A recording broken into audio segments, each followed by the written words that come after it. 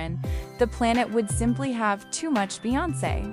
And while that sounds like heaven, let's be honest, humanity was barely surviving the current level of Bey excellence. Without the natural, energy-draining, solely expanding process of raising tiny humans, her creative output would reach a velocity previously unknown to science. Here's what we'd be dealing with. The album's a month cycle. Forget a new album every few years. We'd be getting the January EP, the February visual album, the March spoken word poetry collection, followed by a surprise drop of the April acoustic covers of songs that haven't been written yet. Our Spotify playlists would be 90% Beyoncé. Our therapists would be 100% focused on helping us keep up. The choreography arms race.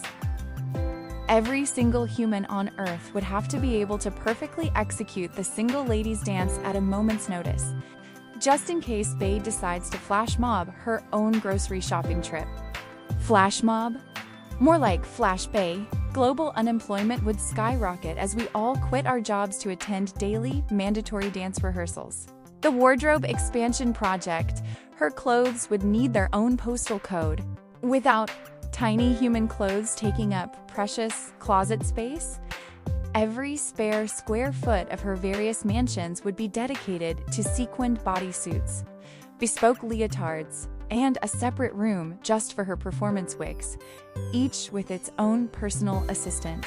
Jay-Z's new full-time job, the Baykeeper. Jay-Z wouldn't be a mogul. He'd be the planet's most stressed out, yet still incredibly cool, human shield. His main role would be managing the sheer force of creative energy, trying to convince her that, no, she probably shouldn't try to learn quantum physics and become an Olympic gymnast and write a Broadway musical all in the same week. His face would perpetually look like he just tried to explain a simple Excel spreadsheet to a supernova. The Unstoppable Tours, the 24/7 World Tour. Just when you thought it was over, it would cycle indefinitely. Stadiums would essentially become her permanent residence. We'd have to amend international travel laws to allow for emergency Beyoncé concert attendance. The rise of Beyoncé's bots. Eventually, even Beyoncé would realize there's only one of her. Without children, her creative spirit would demand cloning. We'd have a fleet of perfectly programmed, endlessly energetic Beyoncé bots to handle the simultaneous albums, tours, fashion lines, and charity initiatives. And yes, they'd all be flawless. We'd barely notice the difference. In this parallel universe, the world is a dazzling, perfectly synchronized, slightly overwhelmed place. We are all witnesses to an uninterrupted, untamed force of nature.